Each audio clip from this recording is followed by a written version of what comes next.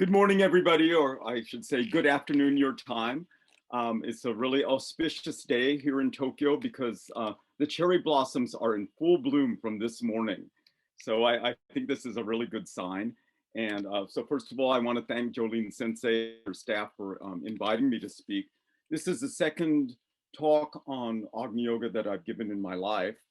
The first one also being this month when the head of the Theosophical Society Lodge here in Tokyo invited me to speak about it. And so I'm usually reluctant to speak about these things in a public situation, but I admire and value so much the work that Jolene and her wonderful co-workers are doing to bring the teaching to the crossroads.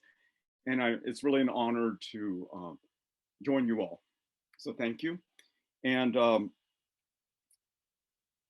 yeah, and so I want to begin by saying that Agni Yoga is the guidance, the teaching that has been given to the community of Maitreya, the Maitreya Sangha that is now being assembled all around the world.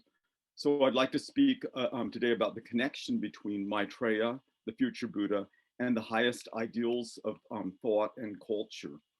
And I've chosen this approach because I think for students of the teaching, it's important to see that although there's continuity with the past, there's also a major shift in the outlook and practice, and that these teachings are different, and to try to understand how they differ, that the direction and essence, and not get caught up in the old path and the old practices, and to really embrace the new. So I'm going to be doing a share screen right now. Let me see. I think this is going to work.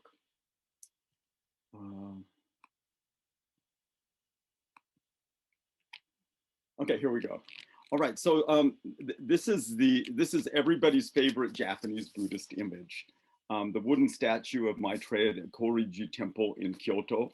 And it's so beautiful that when Guido Trepsa, the director of the Nicholas Roerich Museum in New York, visited Kyoto a few years ago with his lovely wife, Rita, in the span of 3 days, they went twice to see it, It's really a knockout.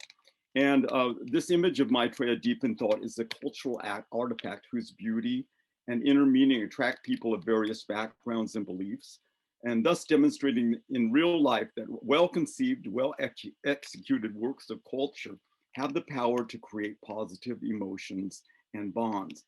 And speaking of connections, let's not forget the all-important word at the center of this talk, and the connector, the link, the sacred fiery energy. Now, a quote from Fire World 3 gives us some hints regarding how to approach this and many other topics. If we consider what exactly it is that drowns out the higher concepts, we inevitably arrive at the consciousness that compares everything with the lower manifestations. Bringing everything down to the lowest level is a labor of the dark ones, and precisely such efforts are what humanity is most susceptible to. Everyone instinctively resorts to this destructive action. Therefore, the state of the people's consciousness is what best reveals the nature of every epoch and every human trend. To where do such errors lead? These delusions that cut off contact with the fiery world. It is the purification of consciousness that gives seekers access to the higher energies. Those who walk the path to the higher fiery world must fight against the dark consciousness. So it's warning against comparing with the low. And here, oops. Let's see. Oh, okay, just a minute here. Okay, there we go. So it behooves us to follow in the illustrious footsteps of the thinker Plato, shown here with his brilliant disciple Aristotle in a famous fresco by Raphael, who used Leonardo da Vinci as the model for Plato. Not only Plato, but also his teacher Socrates and their students were always asking about the best, the highest. What is the best way to live? What is the most valuable kind of friendship? What is the best form of government? What is true beauty? What kind of knowledge is worth pursuing? In the glorious 1,000 years of Greek philosophy that began with Socrates and his devoted disciples, the philosophical eye was constantly being directed to the noblest, the best, the most just, and the most beautiful. And look at another passage from Fiery World 3 that speaks of thought as something transcending samadhi. Samadhi being the state of deep one-pointed concentration that is said to characterize the highest states of the Raja Yoga taught by Patanjali in Yoga Sutras, as well as advanced states of Buddhist practice. So the master says, among the various struggles of the spirit, one should pay special attention to the feeling of dissatisfaction. Naturally, a spirit possessing synthesis is able to assert its power, but precisely these receptacles of fire are the people who do not know the feeling of satisfaction. So often in life, one can observe how conventionality does not accept the bearers of synthesis. Meanwhile, visible manifestations are always valued by everyone. One can only be sorry that people restrict themselves so much, thereby giving rise to narrow frameworks. One can only pity people who are unwilling to understand the creativity of thought. What you said about thought and straight knowledge was true. Beyond all samadhi, thought reigns supreme. The higher you go, the more powerful it is. The more fiery the thought, the more useful is its manifestation. Truly, thought is spontaneous and limitless. Now, let's ponder the nature of thought that is said to be beyond samadhi by returning to the image of Maitreya. The statue was donated to Koryuji Temple. This is actually before Kyoto was founded. In the year 603 by Prince Shotoku, the great founder of the Japanese nation. The prince was not only a great military and political leader, but he was a deep thinker who wrote commentaries on three important Buddhist sutras. Legend has it that he himself carved this statue, which would mean that this great man, in the words of the previous quotation, was a bearer of culture, a bearer of synthesis and also culture.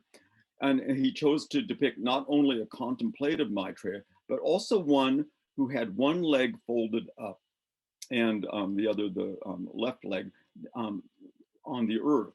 And some Buddhists and scholars believe that this posture means that although the future Buddha is dwelling in a celestial state called Tushta heaven, and there awaiting his next rebirth to become a full Buddha, in some sense, he's already manifesting in this world. He's a bridge. So whether or not Prince Shotoku carved that wonderful image, we know that the culture and the arts flourished during the time when he reigned with his aunt, the Empress Suiko. Koryuji Temple, which they founded in the year 607, is even today considered the greatest work of architecture in Japan. Actually, the oldest wooden building in the world is also on the grounds of the temple. So its founders definitely made things to last.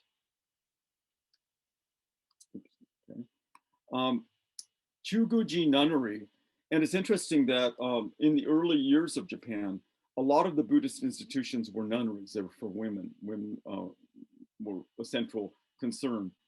An equally ancient temple, which is near Horyuji, Chuguji, houses another exquisite statue of Maitreya. And this image also shows the Bodhisattva deep in thought and in the very same posture. And this is the same image just taken from two different angles. But if Maitreya is dwelling in this higher state, why is he shown engaged in deep thought rather than, say, meditation in the lotus position? The reason I believe is related to the Buddha family. It's a Sanskrit word kula, which means sort of the Buddha groups or the Buddha families with which Maitreya is affiliated. And this in turn is related to the emphasis on thought in Agni Yoga, the teaching of the Maitreya Sangha. Please give me a little bit of time to talk about this. In the Mahayana Buddhism of Central and East Asia, there is a belief in 5 kinds of wisdom that are embodied in and represented by the 5 wisdom Buddhas, or what have been called in the West the 5 Dhyani Buddhas. That's actually not a term in a Buddhist scripture. but HBB adopts it when she gives a very important explanation of this doctrine in the first volume of The Secret Doctrine, and it begins with page 571. There, HBB says that there are two more wisdom Buddhas that have not been publicly revealed, and these seven are what stanza 5 of Cosmogenesis calls the primordial seven, the first seven breaths of the dragon of wisdom, in other words, Logos. Here's a quote from page 29 of Secret Doctrine, volume 1. As it is above, so it is below, is a fundamental axiom of occult philosophy. As the Logos is sevenfold, in other words, throughout cosmos, it appears as seven logoi under seven different forms, or as taught by learned Brahmins. Each of these is the central figure of one of the seven main branches of the ancient wisdom religion. And as the seven principles which correspond to the seven distinct states of prajna, or consciousness, are allied to seven states of matter and seven forms of force, the division must be the same in all that concerns the earth. So religions belong to one of these logoi, or one of the seven sons of wisdom. So as you see, every Buddha or other spiritual teachers aligned with one of these seven breaths of wisdom or seven rays. For example, Gotama Buddha, that is Shakyamuni, the historical Buddha, who is shown in the picture on the right as teaching the Dharma for the first time. He's said to be linked to Amitabha Buddha, who is depicted in meditation on the left in the famous outdoor great Buddha of Kamakura. Here, Amitabha Buddha is in the lotus position with his hands in a meditative pose or mudra.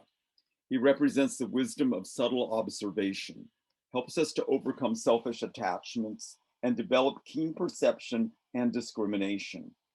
Of the five skandhas, or the elements that constitute a human being or a sentient being, Amitabha is associated with the third skandha, in other words, perception. So perception, observation, discrimination, that's the keynote. And Amitabha is associated with the color red, with the season spring, and the element fire. HBB's brother disciple, T. Subbarao, who was the first person to teach Westerners about the seven rays, says that Amitabha is the first ray, the red ray. This can be found in the appendix to his book, Esoteric Writings. So now let's go forward to the future Buddha, Maitreya, who is said to be linked to Amoghasiddhi, one of the five wisdom Buddhas, whose name means unfailing success or fruitful achievement. Amitabha's name means boundless light. It's visual and it's perceptual. But Amoghasiddhi's name is about bearing fruit, success, achievement. Kathy spoke about Podvig earlier, and this is what this kind of achievement would be in Russia, City. And his wisdom is the wisdom of perfect practice. Amitabha's family, or Kula, is the Padma, or Lotus family, while Amoghasiddhi's family is the Karma family, the family of action, because karma essentially means action. Action and reaction is included in action. Appropriately, his element is the ever-moving wind. His mudra, his gesture, as in this picture, is his right palm facing out, which is a gesture of fearlessness. Don't be afraid of anything. Again, this is perfect for somebody who is active in the world, both creating and fighting for the future. Now, where does thought come into all of this? Amoghasiddhi is associated with the fourth skandha, the fourth human constituent, which is called samskara, or samskara is Sanskrit and sankara is Pali, a Buddhist language. And this is translated often as formations or volitional formations. Formations is an intentionally vague term that includes the cause, the process, and the result of bringing various elements or factors into form. In other words, creation. And the word is samskara in Sanskrit. It's made up of sam, and Cree. And Sam has the same etymological root as the Latin com, as in companion, community, conference. It means together. And then Cree is the root of words meaning in Sanskrit to make, to do, to perform, to cause. It's the root of karma, and also is etymologically linked to the English create. So this is mental, not physical creation. Okay, that's important. It's an intentional process in the case of human beings that brings these various elements together, and all creation does that. And this can be on a grosser or a subtler level, but it's a mental thing. So you can see this is obviously linked to thought, even if it's not perfectly synonymous with it. For example, okay, I had to get the cherry blossoms in, on a day like this. So if we decided that we had to select the 2 best spring flowers, I mean, that's kind of a meaningless exercise, but anyway, we decided we want to do it. We select some, we discard others. We might have some emotional attachment to some flowers. Here, I think it's interesting. On the left is this cherry blossoms, and then on the right is the white magnolias. And both of them blossom before the green leaves are formed. So that really, you just see this incredible mass of beautiful flowers. But anyway, in making such a selection, it's not just a matter of objective criteria and all that. It has feeling in it. It's a volition. It's a will to know, a will to select, a will to rank. And then of course there's just the observation involved as well. So so the samskaras are always conditioning things. They're always creating, and it also samskara almost means conditioning, and they build something. There's motivation involved. It could be good, bad, or neutral. And it's not just about truth or knowledge. It's a drive to construct, drive to create. So in theosophical lingo, this is kama manas, the lower aspect of the human soul, manas. You can read about this stuff in Blavatsky's Kita Theosophy. That's probably the best book on this subject. The higher aspect of manas is seeking knowledge or even finding it in the luminous world of buddhi, where the subject merges into the object, the ideas, as the Platonists taught. On the other hand, the lower manas is directed outward. It is the link between the monarch of the soul's citadel and the world of shadows outside of it. It's a go-between. This manas in action or thought for practical problem solving, but it creates problems too for the principle that creates the karma. It is the principle that creates the karma that its sibling, its elder brother, so to speak, higher manas has to bear. In the system HBB lays out in the esoteric section notes, lower manas corresponds to the color green. Green, karma, action, creative mental formation, all of this corresponds to the Amoga Siddhi Maitreya family, the karma family.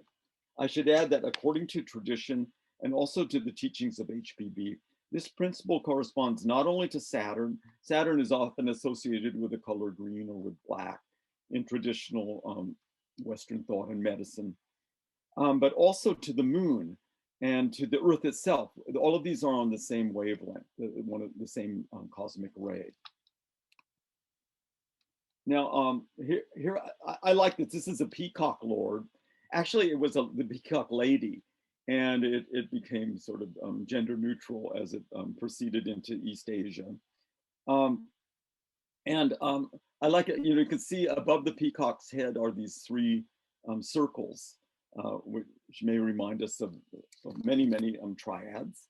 But in the Buddhist teachings, which treasure all 5 of the Buddha wisdoms, Amoghasiddhi's wisdom of action and achievement of perfect practice is given a special status as the wisdom that contains or synthesizes all of the other wisdoms. For true wisdom in action requires all the varieties of inner wisdom. And on the path of the Bodhisattva, who is devoted to the welfare of all sentient beings, all spiritual progress must culminate in wise action. But wise action means wise thought, loving thought, powerfully impelled thought, consciously directed to an object that benefits everyone. It blends love, will, and knowledge, the big three. So let's look at an example of this from the teaching.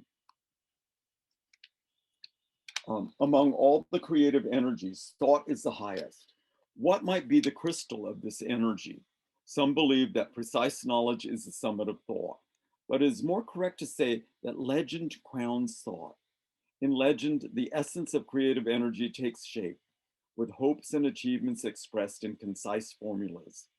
It is wrong to think that legend belongs to shadowy antiquity. An unbiased mind will discern the legend that has been created throughout the days of the universe. Every national achievement, every leader, every discovery, every disaster, and every podvig is clothed in winged legend. So let us not belittle the legends of truth, but rather pay sharp attention to them, going over the words of reality with care. The will of the people is expressed in legend. Indeed, we cannot name a single false legend. The spiritual aspiration of a powerful collective captures an image of the true meaning, and the external shell of its symbol becomes a worldwide sign, as with a universal language, something that is inevitable with evolution. Right are those who seek a common language. Right are those who create the legends of the world. Thrice right are those who bring podvig. So why are they right? Because the universe itself is the embodiment of the greatest of legends, the greatest of realities, the greatest of sacrifices, which leads to the greatest of achievements. The powerful collective, in this case, the new race, whose first buds are forming, captures but one image or aspect of that great legend. But that serves as a bridge not only to the creation of a new legend, but to its enactment in a heroic life of podvig, a life founded on creative thought. Nicholas Roerich was precisely such a creator. His canvases like this one speak a universal language of beauty and simplicity that convey a depth of thought and feeling to all kinds of people. He could touch everyone because his thought was disciplined, yet unrestricted, and therefore could capture the legend that is being recreated every day throughout the cosmos. So we see a shift here at the dawning of the age of Maitreya, a shift from emphasis on thought directed to otherworldly pursuits, such as the attainment of nirvana or understanding of metaphysics and philosophy, or sustained concentration on some aspect of the divine. These are all worthy pursuits, and they're not exactly being abandoned now. Maybe they're taking a different shape, but there is now emphasis on development and refinement of thought in the sense of volitional creative activity. For example, in Om paragraph 414, the master speaks of the gifts of evolution that are on their way. First, psychic energy. Second, the women's movement. And third, cooperation. And the master adds that each of these gifts must be accepted in full measure, not abstractly, which means this isn't about ideals or metaphysics, but about thinking creatively how to respond to the urgent needs of our times, and then carrying out those thoughts into action. Helena and Nicholas Roerich were highly spiritual and also highly active people. They awakened people around the world to the importance of protecting and promoting culture in its highest sense. It seems unbelievable now, but in 1945, among America's top generals were some who wanted to drop the atomic bomb on Kyoto, which was not a military site at all, where the beautiful image of Maitreya has resided all these centuries.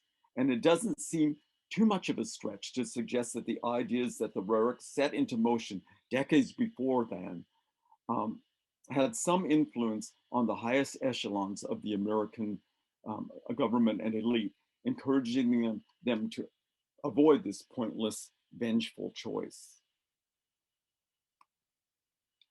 Madame Helena Roerich writes, in his essay, Nikolai, her husband, has given a remarkable definition of culture. He says, an ignorant person must first become civilized, then educated. With education comes intelligence, followed by refinement, and awareness of synthesis, which culminates in acceptance of the concept of culture. Narrow specialists, however lofty their fields may be, can never be called bearers of culture. Culture means synthesis. Culture, first of all, understands and knows the basic principles of being and creation, because culture is the veneration of the creative fire, which is life. But who has realized the fundamentals of being? So in this passage, Nicholas Roerich outlines a long process that leads to acceptance of the concept of culture. This is important because the very idea of culture is not an obvious one. In the Western tradition, the first person to use the word culture in roughly its current sense, and I think in a very spiritual sense, was the Roman orator, statesman, and thinker named Cicero. And he's one of the most influential writers. He's one of the greatest orators in history, but also a very influential writer. Cicero was a key person who introduced the ideas and also the language. He coined many, many terms in Latin for Greek philosophy. And he introduced them to the Roman public and to the public of what was then becoming the Roman Empire. One of Cicero's most popular works has the forbidding title of Tusculan Disputations. And at that time, he was deep in mourning after his daughter died.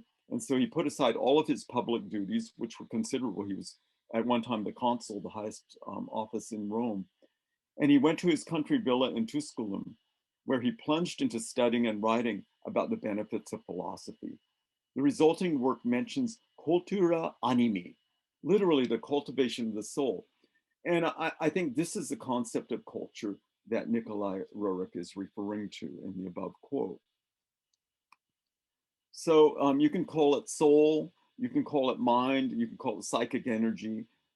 These are really essentially synonymous. In any case, it is what the prologue to the book, Agni Yoga, calls our single possession. It's the only possession that we take with us when we make the transition that was so interestingly described in the previous talk by Kay and Janet, I think. Yeah, Gay and Janet.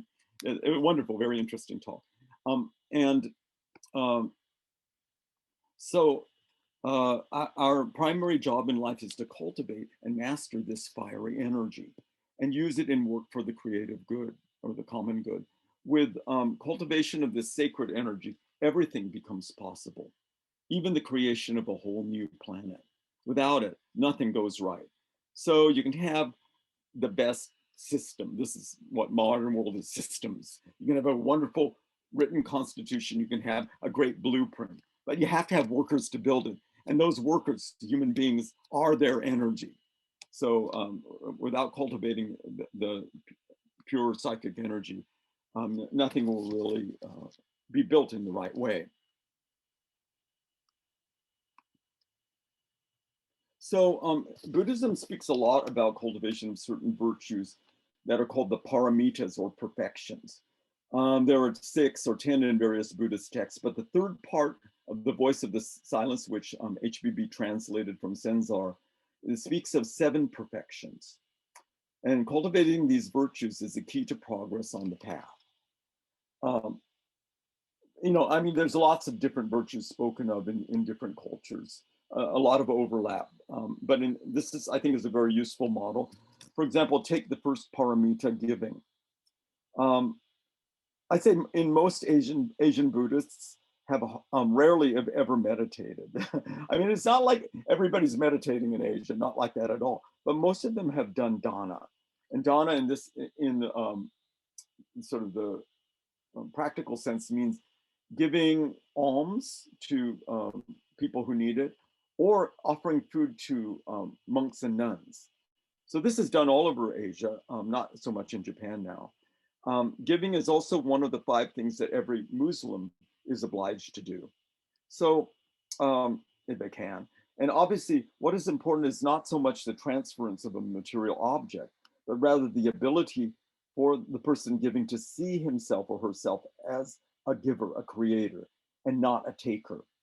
So there's also the aspect that sometimes emphasize that, you know, you're creating good karma, you're generating merit.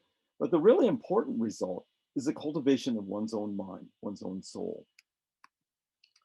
So most of the teaching of Agni Yoga is about the cultivation of one's soul, the basis of everything that is called culture. Here's one example from the book of Hierarchy, the book Hierarchy. Every force that draws the spirit upward is a force of development. How are we to expand the consciousness and uplift the spirit if we do not accept the hand of the hierarchy?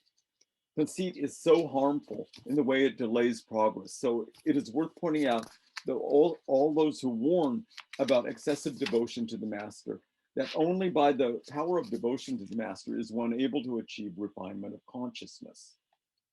The culture or cultivation, it's the same word in Russian, of the spirit and thought require that one follow the master, displaying invincible devotion to the hierarchy. Only by doing so does the spirit ascend. Only in this way can one be established in the evolution of the spirit. And here's another passage from the same book. When the link with the Lord is strong, mountains can be moved. Striving to the hierarchy will create the culture about which so much is said. Dead are those who fancy they can create strongholds by means of the earthly Maya, by systems and constitutions, all that stuff. They are being as silly as the children who dream of building a fortress out of mud. Truly, only the world of the spirit is enduring, for it is indestructible and invincible. It can be pointed out that the first sign of culture is an absence of personal dissension. But there are also many passages in the teaching where culture is being used in a more general or common sense. So here's one from the first volume of Fiery World. Only beneath the banners of culture can the new era be built. Therefore, culture is to be proclaimed as a sole self-protection against dissolution. Presently, it is only possible to strive in this direction. Our command is that you not miss a single opportunity to remind people about culture. They may very well regard us as fanatics on the subject, but they will listen and get used to the idea. That is how we introduce brain patterns. And there's a lot more in the teaching about culture, which is why word search was invented. I just want to make two more points before I wrap up. As religious belief waned in Europe in the last few centuries, interest grew in culture, especially classical culture, and particularly Greek culture. And this meaning of culture is more the ordinary meaning, like when we speak about Greek culture or Hindu culture or you know, I don't know, youth culture. I don't think Nietzsche, who's shown on the left, Nietzsche talked a lot about culture. Sometimes he said that culture is a kind of group thing, but he valued it and believed that culture, but I don't think he believed that culture could replace religion as a powerful motivator for human excellence. He saw it as a bridge to the future beyond nihilism, which we face now in the world, beyond the nihilistic abyss, to a place where humans could again believe in our spiritual forces and go beyond ourselves, transcend ourselves. And in a different sense, in the 1920s, Lenin began to write a lot about proletarian culture and the need for a cultural revolution. And I haven't read Lenin's writings, but my guess is that once he was in power, he felt the need to mobilize or motivate the masses in a non-religious way, since he was a Marxist. And culture was one possible answer. In any case, when the teaching was being transmitted in the 1920s and 30s, and a worldwide movement was being created, it made a lot of sense to speak about culture because it was something that everybody could value, whether they're Christians or Marxists or Buddhists or atheists, intellectuals, non-intellectuals. And you know, that actually is still true here in Japan. We have a national holiday in November, Culture Day. But I'm not so sure that it's generally true because culture is perceived as something that could both unite and divide different peoples.